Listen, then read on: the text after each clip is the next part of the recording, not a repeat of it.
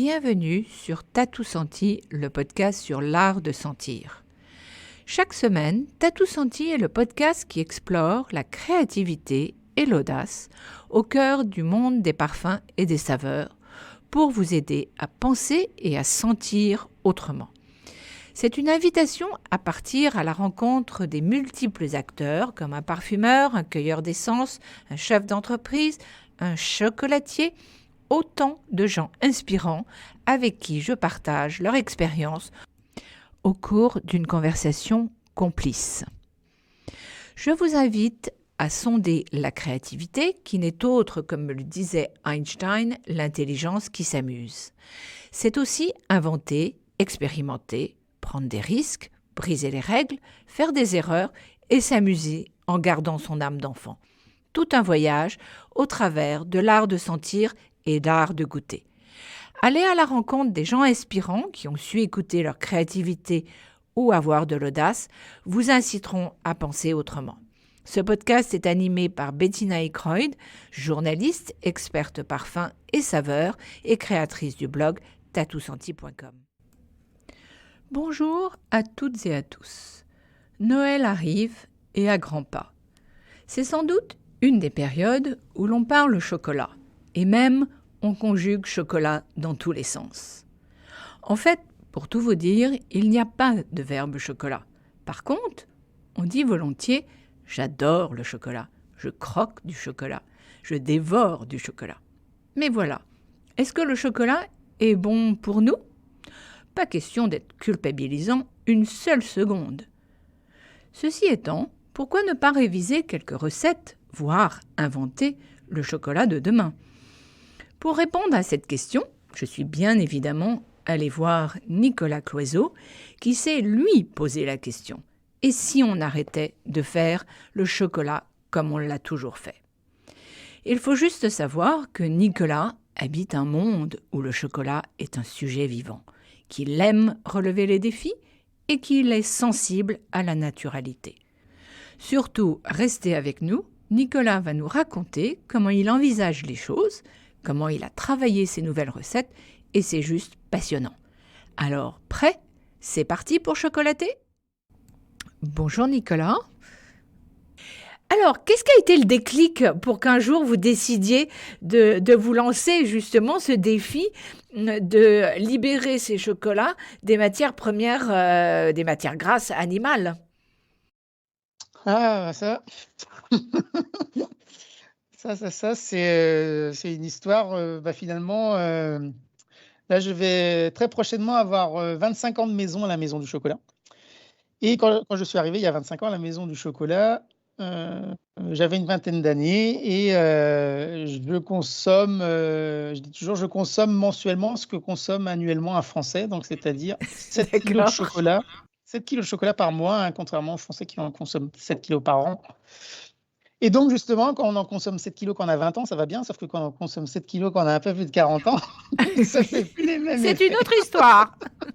Et donc, en fait, voilà, je suis juste parti tout simplement de ce constat, finalement, de se dire, voilà, est-ce que je pourrais repenser la ganache d'une façon plus dans un esprit, on va dire, de naturalité et de bien-être, hein. Je voulais pas pour autant basculer dans le chocolat allégé, hein, parce que, comme je dis, parce que quand on vient chez un chocolatier, on vient avant tout par gourmandise, on vient pas pour y faire un régime. Tout à fait. Mais c'était juste de se dire, voilà, est-ce qu'on peut repenser les choses différemment, plus avec un côté voilà, bien-être et naturalité. Et c'est ça qui m'a fait basculer finalement dans le côté végétal, tout simplement, hein. C'est pas, je me suis pas forcément, je suis pas forcément en train de me dire qu'est-ce qu'attend le Oui, client oui, oui. ou, voilà, ou qu'est-ce qu'on veut. C'est juste, moi, c'est des ressentis personnels en fait. Et c'est ce que je dis, voilà. À 40 ans, j'ai ressenti ça, et à 50, j'aurai certainement d'autres problématiques qui arriveront et qui m'inspireront le chocolat différemment, certainement. Oui, oui, oui. Mais c'est intéressant. Oui, oui. Ce qui veut donc vraiment dire que vos créations partent de vos ressentis et de vos envies, entre guillemets, quelque part. Oui, tout à fait, tout à fait. Ah oui. Oui, on va dire, ouais, pour moi, c'est vraiment le travail, voilà, le travail du créatif, hein, finalement, c'est de dire, de faire ressortir ce qu'il a au fond de lui, en fait, à travers ses produits, hein. Oui, oui, oui, tout à fait. Alors, racontez-nous comment s'est fait la rencontre, par contre, avec Thierry Anne, qui est nutritionniste depuis plus de 30 ans. Donc du coup, quand j'ai voulu me lancer dans cette aventure de faire des chocolats qui soient basés sur le végétal, donc du coup, je me suis rapproché de Thierry Anne, parce que Thierry Anne est médecin nutritionniste, mais qui fait beaucoup de conseils en fait pour les entreprises dans l'agroalimentaire, hein. Et donc voilà, il y avait quand même de Oui. l'expérience en dehors, on va dire, de son cabinet, en tout cas, d'aller dans des entreprises pour leur donner du conseil. Donc du coup, c'est pour ça que j'ai fait appel à lui. Et donc, du coup, ça s'est passé en deux étapes, parce que la première étape consistait déjà à trouver en fait la texture, de trouver une texture qui soit identique à celle qu'on peut avoir avec de la crème et du lait, hein. Aujourd'hui, on a une texture qui est très soyeuse, très fondante, Oui. très souple, à travers justement cette crème et ce beurre qu'on mélange avec du chocolat. Donc là, c'était le défi, en fait, en retirant crème et beurre, finalement, comment on pouvait retrouver cette texture. Parce que moi, l'objectif, l'objectif pour moi, c'était de se dire, quand on va goûter cette ganache végétale, il ne faut pas qu'on se dise c'est mieux ou c'est moins bien qu'avant. En fait, c'est juste qu'il ne faut pas que, voilà, faudrait pas que, dans l'idéal, en tout cas, qu'on ne sente pas la différence finalement. Oui. Et donc, du coup, avec Thierry Anne, pendant un petit peu plus d'1 an, donc on a travaillé sur ces textures, hein, puisque donc on avait d'abord démarré sur des ganaches aux fruits, donc on a remplacé la totalité de la crème par de la pulpe de fruits. Oui. Et pour les matières grasses, donc le beurre laitier, hein, donc qui est une matière grasse saturée. L'idée, donc dans un esprit de bien-être et de naturalité, c'était de remplacer une matière grasse saturée par une matière grasse insaturée. D'accord. Donc du coup, on a testé différentes huiles et donc on a opté pour l'huile de noisette. Bien sûr. Sauf que quand on mélange de l'huile de noisette avec de la purée de fruits, on n'obtient pas la même texture que quand on peut utiliser de la crème et du beurre. Donc il a fallu poursuivre notre travail et on a fait donc un ajout de fibres naturelles dedans pour vraiment apporter de la texture. Puisqu'on avait en fait quelque chose qui était pas très liquide en Oui. fait, hein. Donc pour apporter de la texture, on a fait un ajout de fibres. Donc après voilà, différents essais sur des fibres, on a opté aussi pour de la fibre de chicorée, donc qui est soluble et qui est neutre en goût. Donc à partir de ce moment-là, à partir de ce mélange de purée de fruits, d'huile de noisette et de fibres de chicorée, voilà, nous avons obtenu en fait la même texture qu'on pouvait avoir avec de la crème et du beurre. Oui, oui. Et donc la deuxième étape, donc la deuxième année après, ça a été de développer un coffret de chocolat. Et là, l'idée, ça a été de choisir des parfums en fait qui viennent enrichir les valeurs nutritionnelles qu'il y a déjà dans le chocolat, c'est-à-dire Oui. le chocolat contient des antioxydants, donc on a travaillé sur une ganache à la grenade. Le chocolat contient du magnésium, donc on a travaillé à partir de graines de courge. Et donc ça a donné naissance en fait à ce premier coffret en fait qui s'appelait Bien-être. Et alors ensuite, vous avez, parce que vous êtes un jusque-boutiste et vous aimez vous lancer des défis, donc ensuite vous avez poussé le curseur en faisant la même chose avec les sucres et en les remplaçant donc par du miel ou du sirop d'érable. Donc ça a dû être aussi un autre challenge à relever. Alors ça faisait partie de ce projet-là aussi, puisque en fait, quand on fait des ganaches, ça nous arrive d'ajouter du sucre. Et donc l'idée, c'était toujours dans un esprit de naturalité et de bien-être, de se dire, finalement, au lieu d'utiliser du sucre blanc raffiné, est-ce qu'on peut utiliser Oui. un autre sucre? Donc du coup, naturellement, je me suis dirigé vers du miel. Donc en l'occurrence, j'ai opté plutôt pour du miel d'acacia qui est plutôt neutre en goût, Oui, tout à fait. puisque l'objectif, c'était pas forcément de faire ressortir le goût de miel, hein, c'était plus d'apporter Non? la sensation sucrée quand il y avait besoin, en tout cas, d'y mettre du sucre. Et donc, ça a donné naissance à ce coffret Bien-être qui a eu beaucoup de succès donc, au moment de sa sortie. Et ce qui a été assez marquant à ce moment-là, c'est que quand on a sorti ce coffret, Oui.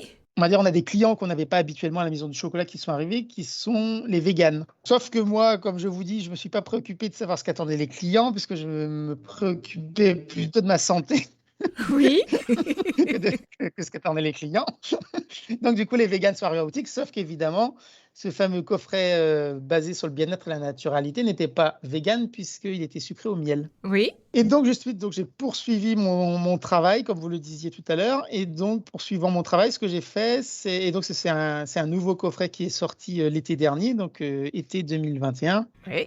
Où là, l'idée, c'était de se dire, je reprends toutes les ganaches fruitées de la maison du chocolat, c'est-à-dire, la ganache à la framboise, celle au citron, à l'orange, au cassis, aux fruits de la passion. Oui. Donc qui contiennent de la crème et qui contiennent du beurre. Mais en fait, de les repenser, justement dans un esprit de naturalité et de bien-être et donc de les retravailler version végétale et pour aller jusqu'au bout, en version végane. Oui.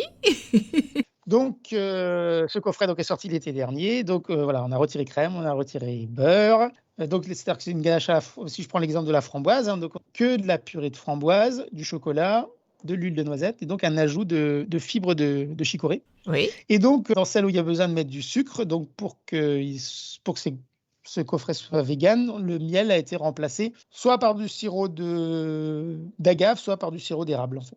D'accord. Donc, voilà, on va dire, jusqu'au bout, en tout cas, du processus cette fois-ci. Mais c'est vrai qu'après, comme je dis, puisque moi, mon point de départ, c'était le bien-être et le végétal, comme je dis, c'est pas des coffrets. Ce qui me dérange, vegan, c'est le côté communautaire. En fait, moi, je fais pas un coffret pour une communauté, je fais un coffret Oui. pour le bien-être et la naturalité. Alors, certes, ils sont vegan, les chocolats, mais ils sont avant tout végétales. Comme je dis, pour moi, c'est des ganaches végétales. Voilà. Et alors, en quoi ces nouveaux sucres contribuent-ils au goût? Est-ce qu'ils apportent quelque chose au niveau du goût ou pas du tout?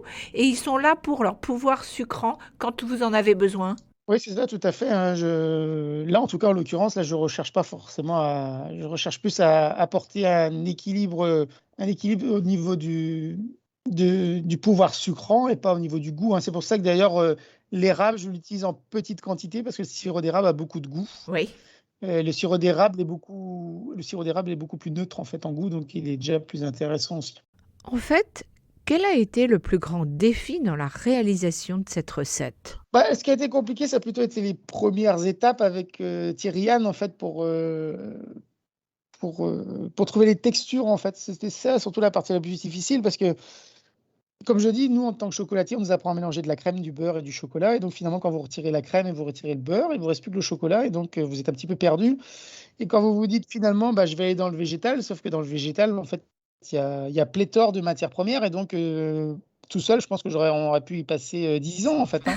Oui, oui, oui. Vous Et là, vous voyez qu'un nutritionniste, on y a passé 2 ans quand même, hein, donc mais en fait, voilà, l'idée en tout cas de faire appel à Thierry Anne, c'était aussi qu'en tant que nutritionniste, il puisse m'aiguiller en fait sur telle ou telle autre matière première en fait. Oui, il a quand même fallu quand même du temps mais après une fois que voilà les textures sont trouvées, après on est un peu sur le principe, sur la conception, la réflexion d'une ganache, reste la même qu'après quand qu'elle soit végétale ou qu'elle soit animale, hein. D'accord. Alors justement, dans ces, comment dire? Bonbons, avec les fruits, quelle a été la sélection quel chocolat avez-vous utilisé pour la ganache? Est-ce que c'est une origine en particulier? Est-ce que d'un fruit à un autre, elle est différente? Racontez-nous. Bah, sur des chocolats aux fruits, alors que ce soit animal ou végétal, en fait, c'est des chocolats qui vont être identiques, hein. Là, mon travail, ça va plus être de sélectionner, en fait, des chocolats qui ont des typicités aromatiques qui vont se rapprocher, en fait, du parfum que je vais y mettre, hein. C'est-à-dire que quand je vais travailler ma ganache à la framboise, je vais plutôt, travailler sur des cacaos qui ont des notes, acidulées fruits rouges, si, je suis sur, l'orange, je vais plutôt travailler sur des chocolats qui ont des notes plutôt d'agrumes. Donc, là, c'est plus, voilà, là, on va plus parler de typicité aromatique, par rapport au chocolat que je veux faire, en fait. Parce que je dis toujours, je fonctionne un petit peu D'accord. comme un parfumeur, hein. Au lieu d'avoir un orgue à parfum, finalement, j'ai un Oui, orgue à chocolat. Donc, j'ai une oui. douzaine de cacao différents qui ont des typicités différentes. Donc, je vais avoir du fruité rouge, du fruité jaune, du boisé, du floral, du fumé, du fruit sec. Et c'est avec ça que finalement, voilà, je vais composer en fait mes ganaches. D'accord. Faudrait faire un orgue du chocolatier. Ce serait amusant. Oui, certainement, il y a certainement quelque chose à faire. Ouais, ouais, ouais, il faut creuser la question. Et alors, en termes de couverture du bonbon, c'est quel type de chocolat que vous mettez? Là, vous parlez de l'enrobage? Oui, Alors sur l'enrobage, on reste, enfin sur le principe, ça reste depuis le fondateur de la maison du chocolat, hein, qui était Robert Lynx. Ça, on est sur Oui, un assemblage là par contre, donc là c'est un assemblage de différents crus de cacao qui est à un 60. Nous l'idée de l'enrobage d'un cacao à 60, c'est d'avoir un enrobage qui soit plutôt équilibré, c'est-à-dire, doux, rond, oui, équilibré en bouche, en fait, qui vient pas perturber finalement tout l'équilibre de goût qu'on a apporté dans la ganache. tout à fait. Donc, l'enrobage chez nous a un rôle en fait plus d'enveloppe protectrice pour la ganache et pour faire le décor, D'accord. mais il ne doit pas venir perturber finalement tout cet équilibre de goût que j'ai apporté à l'intérieur. Et alors dans ces gammes, depuis le départ de la collection Bien-être, est-ce que vous y avez introduit des chocolats, des origines qu'il n'y avait pas dans d'autres ou pas du tout? Non, ça reste les mêmes chocolats qui sont dans l'animal et dans le végétal. Quand on parle des fruits, est-ce que vous opérez là aussi un sourcing? Vous avez des producteurs avec qui vous travaillez spécifiquement, qui ont un certain état d'esprit? Oui, bah, alors là, moi, je suis en contact très souvent avec Oui, les petits producteurs, hein, donc la ganache à la framboise, hein, la ganache à la framboise, on travaille aujourd'hui avec un producteur donc qui est en Ardèche et donc qui nous cultive une variété de framboise qui est bien précise d'accord. Pour vous? puisque mon travail, c'est comme je dis, d'entretenir en fait enfin que ce soit au-delà de créer des recettes, c'est aussi d'entretenir la gamme standard de la maison du chocolat, la recette iconique de la maison du chocolat. Oui, Et historiquement, la ganache à la framboise, elle était principalement faite avec de la liqueur de framboise. d'accord. Alors, je vous parle de chocolat qui était fait dans les années 70, hein. Dans les années 70, on mettait de l'alcool facilement partout et quand on faisait des ganaches aux fruits, on les parfumait souvent avec de la liqueur de fruits parce que finalement, ça apportait du goût, ça exhaustait, ça conservait aussi le produit, hein. Oui, Il n'y avait pas tous les systèmes de réfrigération qu'on peut avoir aujourd'hui. non, tout à fait. Et donc finalement, au fur et à mesure des années, ben, dans les ganaches aux fruits, on a petit à petit retiré l'alcool et donc et pour y mettre, en fait de la purée de framboise et donc du coup, heu, quand j'ai dû travailler justement sur ces framboises, bah, j'ai recherché une variété bien précise donc où l'idée était d'avoir une framboise qui soit peu acide, mais par contre très fruitée. Oui. Et donc là, après, comme vous dites, voilà, c'est aussi de trouver des producteurs qui sont prêts à se remettre en cause. Parce que c'est vrai que quand vous arrivez chez un producteur et que vous lui dites: «Moi, je veux cette variété-là, est-ce que vous êtes prêt à me faire cette variété-là?» Oui, et à jouer le challenge? Vous n'avez pas forcément toujours un producteur qui est prêt à arracher 20 hectares de framboisiers pour en replanter, 20 hectares d'une autre variété.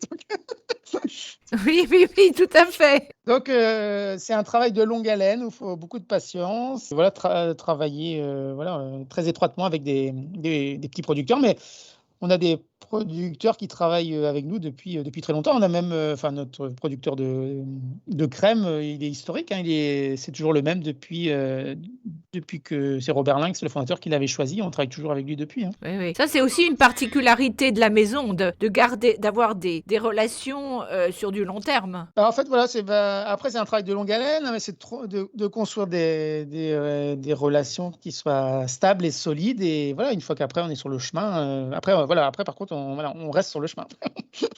Mais, voilà, j'ai cette démarche-là sur les framboises, en Ardèche, sur les citrons, à Menton, sur les noisettes, dans le piémont italien, les oranges qui viennent, d'Espagne, voilà, donc, voilà. Mais ça, c'est vrai que Et le cassis de Bourgogne? et le cassis, de Merseuil, oui, en Côte d'Or, chez Emmanuel Bayard d'ailleurs, que je que je salue si elle nous écoute. D'accord. Ouais, parce que enfin, je dis ça parce que c'est vrai que bon, avec, Emmanuel Bayard, c'est vrai que, bah, c'est une personne, donc qui nous fournit les grains de cassis, mais au-delà de ça, en fait, quand j'ai commencé à travailler sur le cassis, mon souci, c'est que j'avais du mal à faire durer le goût du cassis, dans le vieillissement. Le chocolat, nous, on a des ganaches qui se conservent 4 semaines et c'est vrai que le cassis, en fait, avait du mal à tenir 4 semaines Oui. et bah, donc du coup, j'ai été avec mon petit bâton de pèlerin, hein, faire le tour un petit peu des producteurs de cassis en Bourgogne et donc quand j'ai rencontré Emmanuel Bayard, quand j'ai parlé de mon problème, elle me dit: «Mais Nicolas, moi, en plus de produire de la purée de cassis, je fais aussi du poivre de cassis». Alors moi, je n'avais jamais entendu parler D'accord. Ah oui, je me souviens maintenant. parce que le poivre de cassis, voilà, c'est les petits bourgeons qui poussent sur les rameaux des cassissiers au mois de janvier et 99% de la production part chez les parfumeurs. Donc c'est vrai que nous, dans la gastronomie, c'est un produit qui est peu connu en fait. Et donc du coup, voilà, quand j'ai rencontré, elle m'a donné un petit peu de poivre de cassis. Et quand je suis rentré dans mon atelier, justement, voilà, j'ai fait infuser ce fameux poivre de cassis dans la crème. J'ai filtré, j'ai rajouté ma purée de cassis. Oui. Et donc là, c'est vrai que ça a été un déclic parce que finalement, ce côté très floral en fait qui est apporté par le bourgeon vient vraiment sublimer et faire perdurer en fait le goût du cassis fruité en fait sur mes 4 semaines. Donc c'est vrai que ça a été une belle réussite parce que ce chocolat avait été lancé comme une ganache éphémère et finalement est devenu aujourd'hui un iconique à la Maison du Chocolat. Oui, oui. Alors justement, vous diriez de tous les chocolats aux fruits de la Maison du Chocolat. Donc vous venez de dire le cassis est un iconique. Quels sont les autres? La framboise, hein, parce qu'on est sur une framboise d'Ardèche, hein, de la Oui. Becker. Autrement, le plus iconique de tous, un que j'ai jamais retouché d'ailleurs depuis 45 ans que la maison existe, c'est le Quito. Oui. Alors pourquoi j'ai jamais retouché? Parce que en fait, le Quito, c'est une ganache nature noire, mais c'est un assemblage de différents cacaos, donc qui a été conçu par Robert Lynx, le fondateur. Oui. Parce que en fait, Robert Lynx, à l'époque, quand il a créé ses chocolats dans les années 70, on parlait très peu en fait de mettre en avant des origines de cacao. On parlait plus de faire des assemblages parce qu'en fait, on cherchait surtout à faire ce qu'on appelait des chocolats équilibrés, hein, donc on parlait plutôt de chocolat qui soit doux, rond, équilibré. Aujourd'hui, c'est pas forcément ça qu'on attend d'un chocolat. Malgré tout, le Quito reste quand même, après 45 ans, reste toujours l'une de nos meilleures ventes en fait à la Maison du Chocolat. Donc c'est l'une des raisons pour laquelle j'ai pas touché la recette d'ailleurs. Et la deuxième raison, c'est que justement quand on a un nouveau client qui vient à la Maison du Chocolat, c'est le chocolat type qu'on va faire goûter au client. D'accord. Et justement, selon en fait son ressenti, ça va permettre à nos personnels de vente en fait de pouvoir justement après guider ce client vers tel ou tel autre chocolat selon le ressenti qu'il a eu avec le Quito. Donc c'est pour ça qu'en fait il Ah, d'accord. nous sert vraiment de curseur en fait ce chocolat. D'accord, c'est très intéressant. En fait, comme je vous dis, en fait il est doux, rond, équilibré. Donc après, selon ce que va nous dire la personne en goûtant ce chocolat-là, voilà, on saura s'il faut plutôt l'envoyer vers quelque chose encore de plus doux, peut-être de plus acidulé, de plus fruité ou voilà. Donc il sert de De curseur. voilà, tout à fait, de curseur. D'accord. Alors pour terminer, sans nous dévoiler, parce que voilà, quelle est la prochaine étape? La prochaine étape, je pense qu'en tout cas, je continue le végétal entre nous. Ce que j'aimerais, c'est, comme je vous disais, les fibres que j'ai rajoutées, en fait, c'est de la fibre de chicorée. Oui. Et comme j'ai cette obsession de rester dans la naturalité, Oui. et puisqu'on travaille dans le chocolat, comme le chocolat contient des fibres, ça serait de pouvoir remplacer ces fibres de chicorée par des fibres issues du cacao. D'accord. Donc ça, c'est des choses qui sont en projet. Et voilà, j'espère qu'en tout cas, dans les prochaines années, on pourra faire une ganache finalement où, je vous parlais tout à l'heure justement des cuvées du sourceur qui sont faits avec de l'eau, juste en mettant en fait de l'eau, de la fibre de cacao et du chocolat. Et là, pour moi, je pense que voilà, là, on sera arrivé au bout du chemin. D'accord, ok. Mais alors justement, quand vous parlez de naturalité et que c'est une obsession, c'est quoi la naturalité pour vous? C'est à travers justement ces cacaos là, ces cacaos qui vont être bio, qui vont être tracés à 100% jusqu'aux petits producteurs.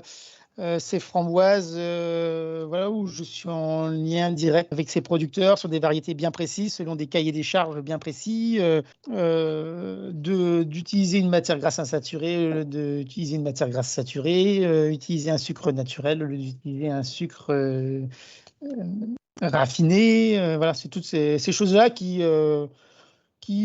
sont des choses assez basiques en soi, hein, mais après, voilà, on n'était peut-être pas forcément, on n'y pense pas forcément en fait quand on fait des recettes et de se dire que demain, voilà, que ce soit même plus finalement, que ce soit même plus un sujet, que ce soit juste normal.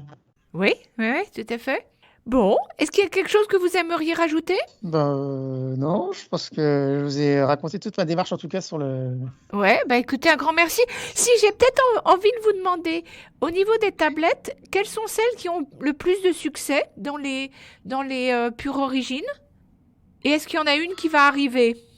Alors en général, ce sont les pourcentages qui sont assez élevés. Alors malheureusement, c'est vrai que bon, je dis c'est pas forcément les pourcentages les plus élevés qui sont, les plus intéressants d'un point de vue gustatif, hein. Évidemment, je pense que la majeure partie des clients qui achètent des pourcentages élevés, c'est parce qu'ils font la chasse au sucre. Oui, Mais ce qu'il ne faut pas oublier, c'est que malgré tout, le sucre a quand même un rôle d'exhausteur de goût et que voilà, il y a souvent, oui. bien souvent des tablettes qui sont, on va dire entre 60 et 70 qui, d'un point de vue gustatif, sont très intéressantes et que souvent, quand on passe la barre des 70-75, certes, on a moins de sucre, mais on est beaucoup dans l'âcreté, dans l'amertume, dans l'astringence. Oui, tout à fait. Mais bon, après, voilà, je peux entendre aussi que voilà, si c'est pour faire de la chasse au sucre, ok, mais c'est vrai que si c'est pour un plaisir gustatif, je conseille plutôt de rester entre 60 et 70. Et concernant des nouvelles tablettes, bah justement, comme je vous le disais, oui, comme on est quand même avec des personnes qui recherchent de plus en plus des pourcentages élevés, on aura très prochainement, bah, sur 2022, une tablette 100%, donc voilà, sans sucre. Mais bon, voilà, ça reste très particulier, hein, on est vraiment dans de l'amertume et de l'astringence. D'accord. Oui. Ouais, ouais, ouais. Et le sujet du cru, vous savez, on entend beaucoup parler du raw chocolate, du chocolat cru. Quel est votre... Alors moi, en fait, moi, quand j'ai commencé justement mes premiers essais avec Thierry Anne, médecin nutritionniste, l'idée justement dans mes coffrets bien-être et naturalité était d'utiliser du chocolat cru. Malheureusement, bah, j'ai abandonné cette piste Oui, parce que quand vous commencez à faire des analyses bactériologiques sur les cacaos crus, bah, ce qu'il faut savoir, c'est que voilà, comme on le dit, il est cru, donc il y a, oui, c'est pas top. bah, en fait, c'est que vous avez du bon dans le cacao cru, mais ce qu'il faut pas oublier, c'est qu'il y a aussi du mauvais. Oui, Et donc, du coup, en fait, voilà, vous mangez des bonnes choses, mais aussi des mauvaises choses. Et ceux qui ont des estomacs qui sont fragiles, ça peut avoir des conséquences. Ouais. d'accord. Donc, du coup, c'est quelque chose en termes de niveau bactériologique. Nous, quand on a fait des analyses, en fait, c'était pas, enfin, on n'a pas voulu prendre le risque de faire ça, en fait. Bon, ben écoutez, Nicolas, génial, merci beaucoup. C'est toujours un plaisir, en tout cas, sachez-le, Bettina. Avant de clore cet épisode, et hormis le talent de conteur de Nicolas Cloizeau, j'attire votre attention sur sa créativité, son audace et ses recherches, et qui en font d'ailleurs un jeune professeur tournesol du chocolat. D'autre part, je vous invite vraiment à découvrir la collection Naturellement Fruits. Elle est surprenante par la précision des goûts, des fruits, totalement révélés par la légèreté du chocolat. Enfin, je pense que vous aurez remarqué que Nicolas travaille quasiment comme un parfumeur. Rappelons d'ailleurs qu'il a collaboré avec Olivier Cresp, le parfumeur d'Angel, et que son chocolat au patchouli était juste à tomber. Oui, je suis une gourmande et une gourmette. Maintenant, rendez-vous mardi prochain, toujours avec Nicolas. Nous parlerons ensemble du Noël de la Maison du Chocolat. En attendant, sentez-vous bien.